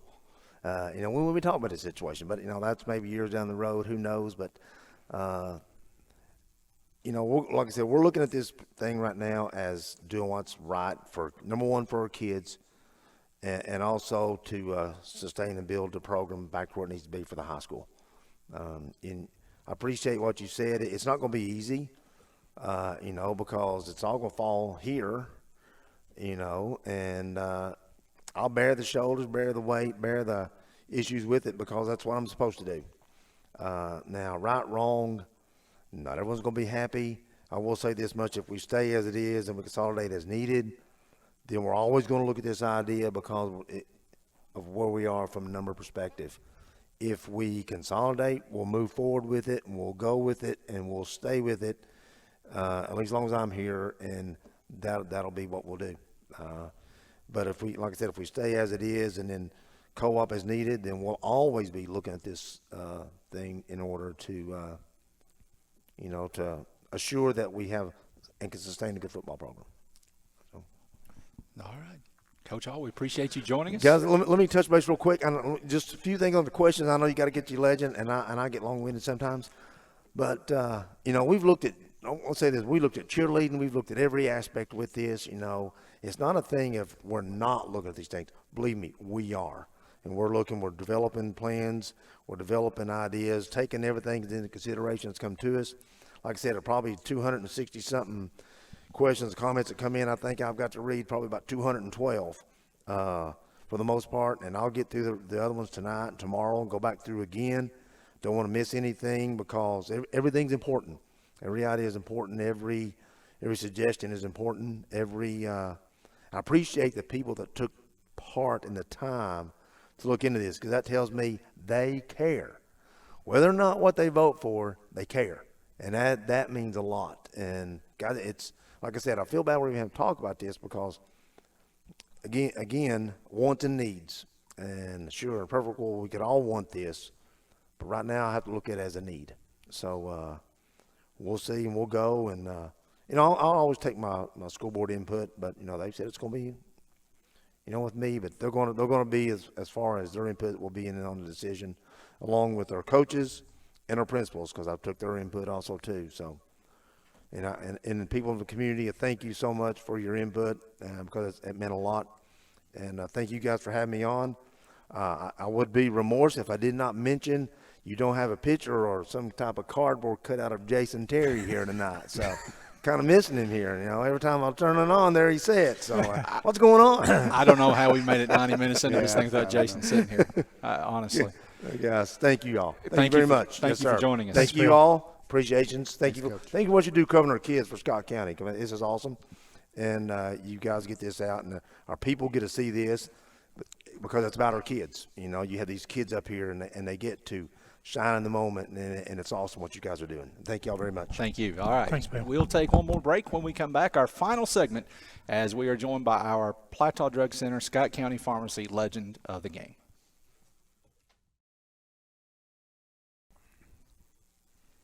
Welcome back to our final segment of the IH Sports Network's Roundtable, and we are joined now by our legend of the game. And before we introduce him, we got to thank Plateau Drug Center and Scott County Pharmacy for jumping on board as the sponsor of this segment. We're looking forward to this all through basketball season, the remainder of basketball season, and those folks are kind enough to sponsor that. Plateau Drug Center, located in the old South Scott Shopping Center in Oneida. And, of course, you've got Scott County Pharmacy is in the Grace Professional Building in Huntsville, so they've got you covered wherever you're at in Scott County. So we want to thank them, Tim Smith, for sponsoring this. And with that, I'll just turn it over to you and let you introduce our legend of the game. All right. So for those that may think he's too young to be a legend, well, he is young for sure. But Colby Morgan is our legend here tonight, and we're thankful to have him with us. And we knew it was a narrow window to get you in, Colby, here, because you're busy. You got things going on. So just wanted to talk with you about some different things. And we're moving from football season into basketball season. This is our first basketball one, but also, we've had the bowl season come through, and you know a little bit about all those things. Mm-hmm. So that's why we have you here tonight. So first, I just want to talk a little bit about high school, and you were on a high school football team that had some really good years. You made the playoffs each of the 4 years. Your junior year, 2019, you guys went 8-5. You made the quarterfinals, and you're now a punter. Of course, most folks know, but I don't want to assume everybody knows that Colby's a punter for the University of Tennessee, and you were a punter for the Oneida Indians as well as a running back. Talk to us a little bit about coming up through middle school. When did you first start punting, and who were some of your coaches in middle school and some of that? I'd say I started punting around my 7th grade year. I saw Coach Sexton. He was my coach in middle school. I saw him messing around during a break or something, practice punting a football. And I was like, that looks fun. I want to try that. So I started punting around then. And then in high school, in small schools, it works like you'll just throw people out there and see who can kick it the farthest. And luckily that was me. I'm glad it was. But that's what happened my freshman year. And ever since then, I've just been going to camps and stuff, and it worked out for me. So. Okay, and so now in high school, I remember you mostly at the running back position. Did you play much defense in high school? I wish I could say that I did, but I didn't. It's something I talked about with Coach Lambert and stuff my senior year. He was like, you're going to have to play defense this year. And I was like, yeah. And then the first game, I think I had like 36 carries, and I was like, Coach, I can't play defense. Right. I was over there dying, but no, I was mainly offense and punting in high school. Okay, so he had other uses and needs for you in that. So Coach Lambert was your high school coach. So now Coach Lambert's a pretty fiery guy. Oh, yeah. What do you remember most about high school? What was maybe the biggest win or the biggest moments you remember from high school football? I have a really funny story. I remember I forget which game it was, but Jacob Hamilton. He's not really like a fiery guy, and we were in the locker room before we were about to go out, and Jacob Hamilton looked at Coach Lambert, and he was like, Coach, slap me in the face. Coach Lambert was like, what? And he was like, slap me in the face. And Coach Lambert slapped him in the face, and then Coach Lambert was like, slap me in the face. And we were all just watching like, what in the world's going on here? And Jacob slapped him in the face, and he was like, harder. And Jacob slapped him again. I was like, oh my gosh. But yeah, Coach Lambert's definitely a fiery guy, and I'm lucky that I had him as a coach in high school. No surprise he was part of a state championship for Anderson County this year, right? Yeah. I'm glad that happened for him. It was well deserved.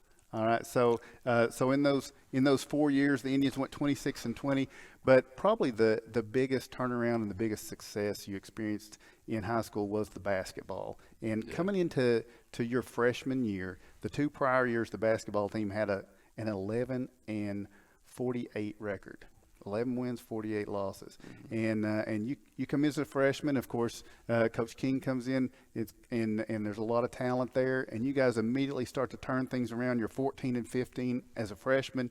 Then by your sophomore year, you guys are 23-10, and you're in you host a sub-state game against Cosby that night. And you lost that one, but it was a rapid turnaround, rapid success there. And then by the next year, the Indians – again, get the sub-state game. University High comes in, you get that big win, and it's time to go to the state.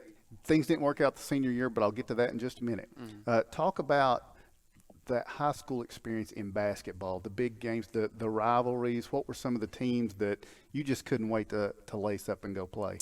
Well, coming in my freshman year, my leg was broke, and I basically just watched that whole season. And right from the get-go, I knew it was going to be easy to play for Coach King because he's just so passionate about the game himself, and when you have a coach that's that bought into the game, they're easy to play for. And we just got used to playing with each other our sophomore, junior year, and like you said, the sub-state game sophomore year. I don't think me and Nathan were ready for that type of environment. There's a lot of people there. There was no standing room like in the gym floor, so. But junior year, we had the same type of game, and we were ready for it. And that was probably one of the best times I've had in high school because all of us just played so well together. There was no selfishness. And that sub-state game specifically, everyone was just on fire, basically. There was no doubt that we were going to win that game. Now, there's no way to prove me wrong, but that team was rolling so strong out of that sub-state game. And then, of course, I got to turn around. That was on a Monday night. 2 days later, I'm in Murfreesboro calling the girls' game. Ben's down there with me, and the Lady Indians fall in that first round. But there was one more game played after the Lady Indians that night, and everything was shut down. I mean, I remember we got the notification that the NCAA tournament had been canceled, and we were thinking, oh my goodness, this is, of course, we're talking about COVID. This is bigger than we ever expected. Absolutely robbed. At that point, were all the teams involved in that had earned that right to go try to settle it on the court, and it'll never be done. There's only been 4 Oneida teams that have won a game at the state. I truly believe this team was in a position, and looking at that matchup, it had been tough, but I think it could have been possible. But, I mean, are there even words to talk about the disappointment? How did you hear about they had canceled the tournament? Basically, they just sent out a text to us, Coach King did, and, I mean, you really can't do anything about it, but, yeah, I mean, I feel like we were rolling at that time, and I feel like we had a really good shot, so. I can't imagine how disappointing I think it had been 20 years or something around that since someone had went to state, so the boys team. The girls went the year before, but. Right. Yeah, both teams had made it. It was just it was a special time. So that happened. But going in, you still have a senior year to come, and it seemed like that things would set up that way, but it didn't work out. And I don't want to get into the senior year necessarily, the nuts and bolts of that, but just the experience of COVID. And I had a son that graduated 1 year ahead of you, but I almost feel like he was at a big advantage. He had most of his senior year before COVID hit there in March. But do you feel like your entire senior year was just strange? Yeah, it was definitely strange, but, I'm glad we still got to play games because there was talk that we weren't even going to get to have a season at first. Right. Like the whole summer we were working out and stuff, and we didn't know if it was going to be for nothing.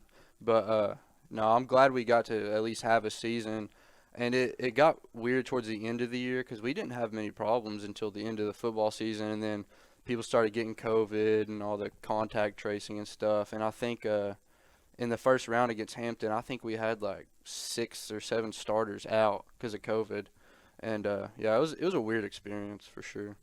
So going through that spring, though, when did you first you had offers, by the way. You had scholarship offers from schools. But when did you make the decision that you were going to not follow those and you were going to take the path that has led you to the University of Tennessee? I told my dad, I wanted to go somewhere, as big as I could, no matter if it was on scholarship or not.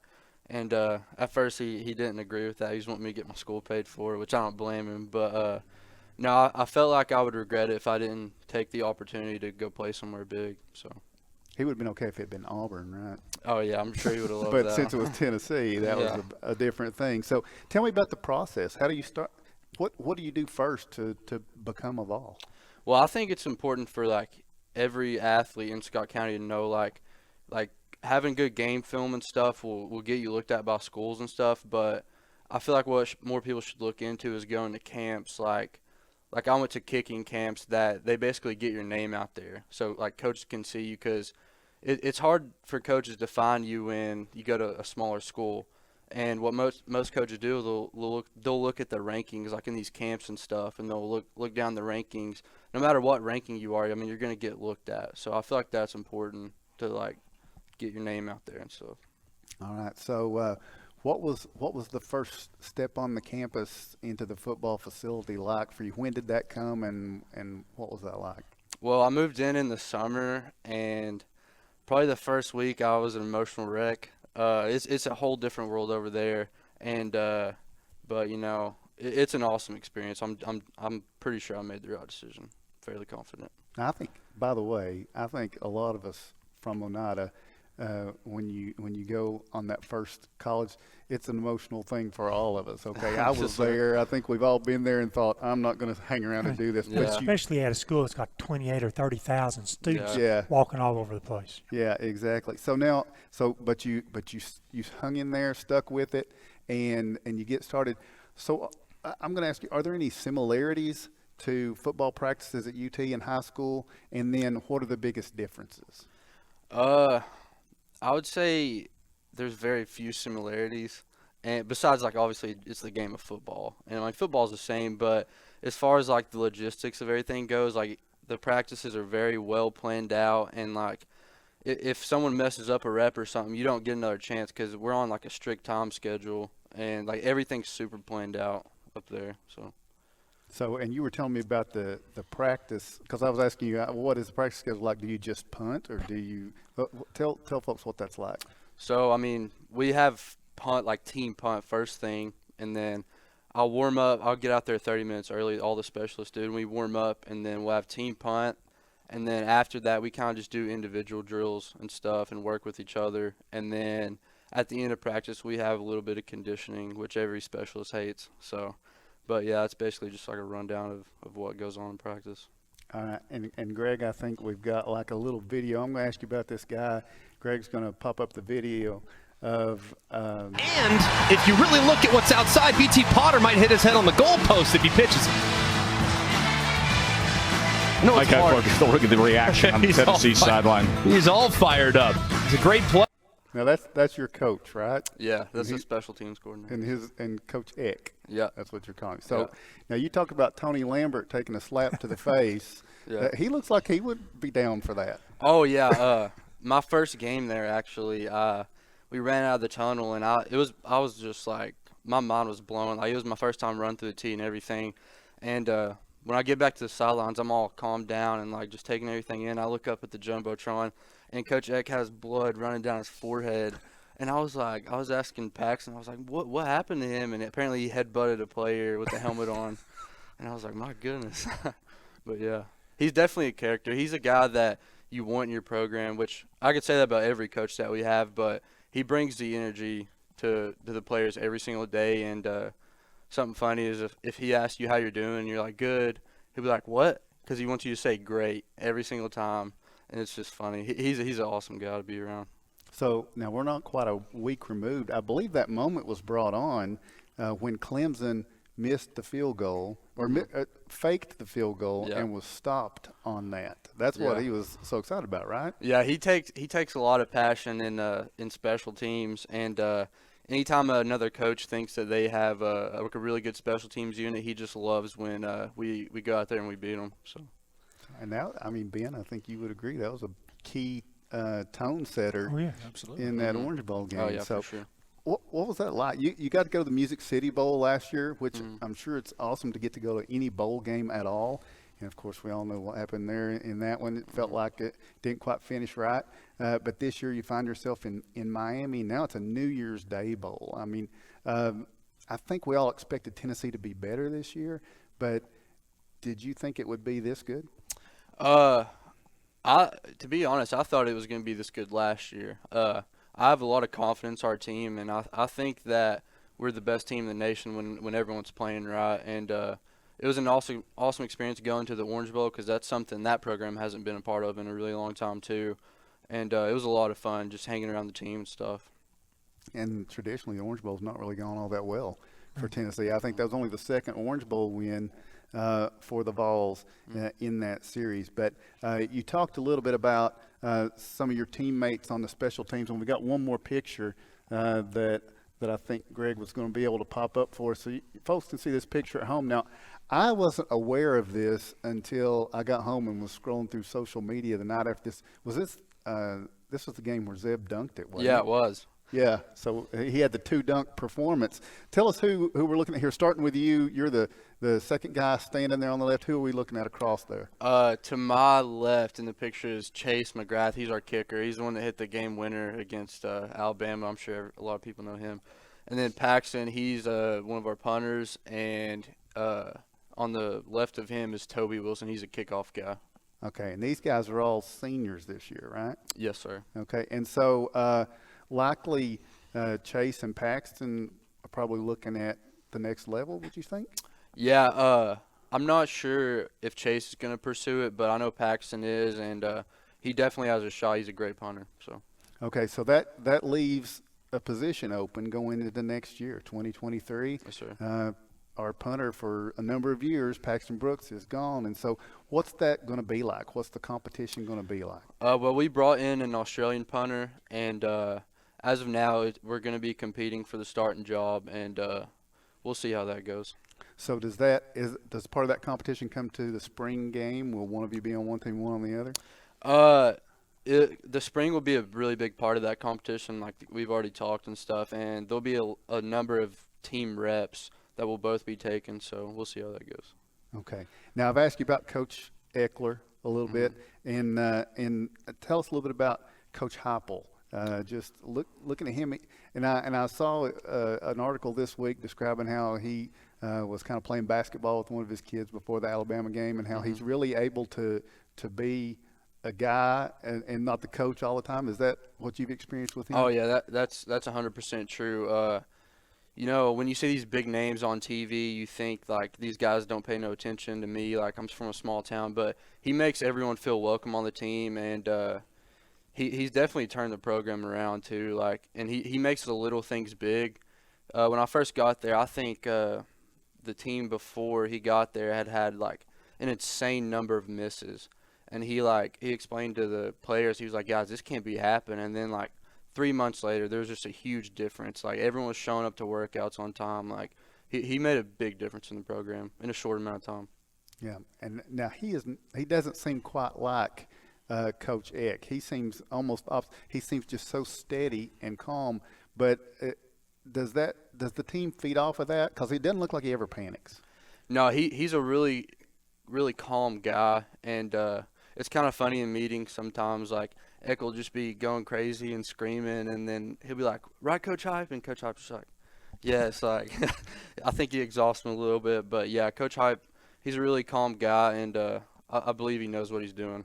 All right, so Tennessee, a great year, but there was a couple of bumps along the way. Obviously, the Georgia game down there, and you know, you guys were ranked 1 and 2 at that point in that meeting, and then there was the South Carolina game. I think was kind of a surprise to all of us. Was that a surprise to you? And what do you take away from that? Yeah, it was. I think what it comes down to is, you know, if you don't go out there to play and you don't take every opponent the same, then you're going to get beat.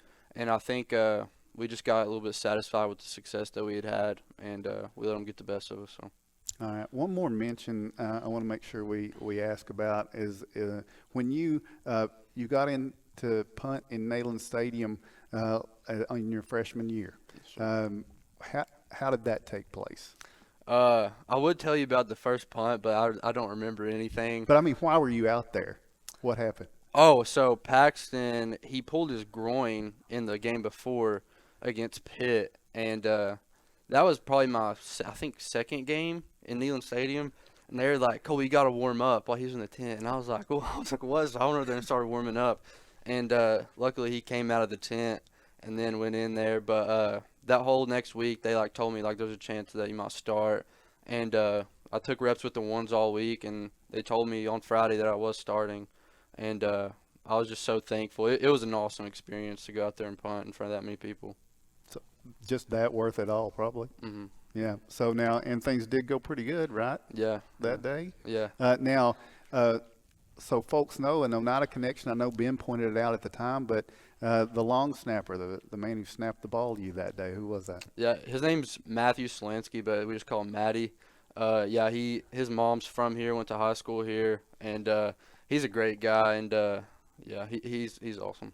Yeah, his mom, Debbie Woods, Sparky Woods' sister. She was a Lady Indian, a Lady Indian basketball player on one of the great teams, or several of the great teams for the Lady Indians. So it's kind of neat. I know you pointed that out, that connection when it occurred. And I'm going to pause here. I got just a few final questions for Colby, but do you guys have anything you want to ask our legend this week? New offensive coordinator was named. What's he like? First of all, his name and what's he like? Joey Hazel. Yeah, he's a really good guy, and he was actually our quarterback coach, and I think there won't be much of a problem him stepping in there because I mean he's already familiar with the playbook and everything going on there. So. Tim talked to you about the Tennessee Tech game last year when you got the opportunity to start and play in Neyland Stadium, and you've already said you didn't remember your first punt. No. And it was an okay punt. Okay, it was nothing wrong with that punt, but your second punt. I know you remember your second punt. Yeah. And it goes. You'd have to remind me the distance on that, but maybe 60. I think it was 60-ish. 57. Okay, 57 yards, all in the air, by the way, and pinned them inside the 10-yard line. I know all of us at home were strutting around like that's our dude right there. Right. We know him. What was that? I mean, what's going through your mind after you step in and nail that punt? Yeah, that first punt, in my mind I was like, just catch it and get it off because I didn't want it to get blocked or anything. And the second punt, I had a bit more time to think about it. And when I hit it and I just looked up and seen it in the air, it was an awesome feeling. And then the crowd obviously was amazing. But yeah, it was awesome going back to the sidelines and my teammates cheering me on and stuff. I remember several times in the games, your dad giving you tips on the punt in high school. Oh yeah. He was trying to make sure you got that opportunity, and so just talk about him and his influence there. Yeah, my dad's definitely been a big help. Anytime I like want to go work on punting or something at the field or something, he's always quick to ask me if I need any help, and he'll come with me and get the hang times and stuff, snap me the ball. But yeah, he's definitely been a big help in the whole process of getting UT and stuff. So yeah. Also, be remiss if we don't give a shout out to Jesse and Oh, Isaac. yeah. I mean, this is a family that's Indian through and through, and Jesse's one of the Lady Indian greats. You reckon she'll come talk to me sometime like this? Maybe you'll have to talk to her about that. Well, all right, you put in a good word for me, I will. okay? And Isaac, I know we all followed Isaac. I mean, he's doing well, right? Yeah, he's doing good. All right. He's a goofball for sure.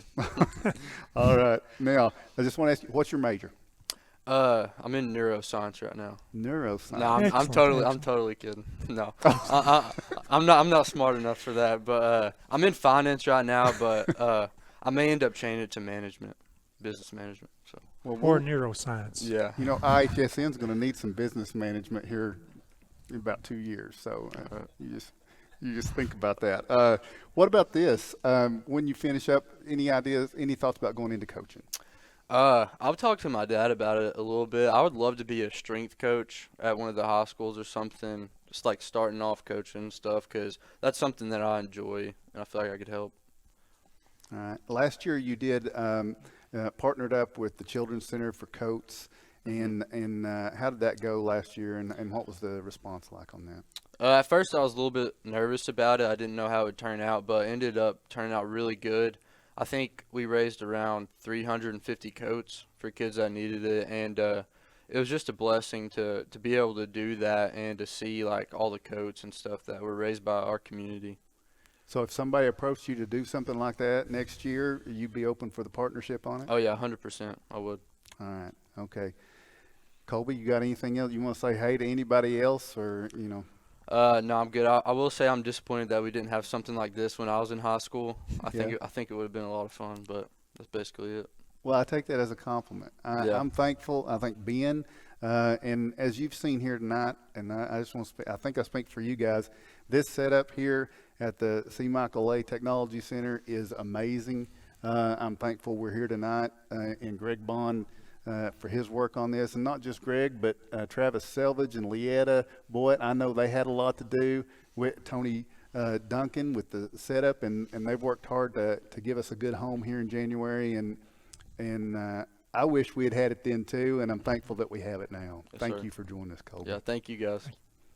All right, that's Colby Morgan, former Oneida punter and running back, by the way, and current University of Tennessee punter.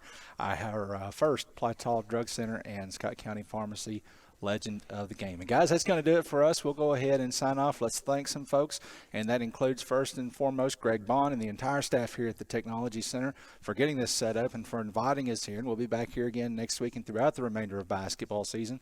Also to Trophy Masters for all the stuff that you see here on set. Tony Duncan, Tim mentioned him, and the folks at Little's Drugs and Jeffers Tax Service as well. For Rick Keaton, for Tim Smith, I'm Ben Garrett.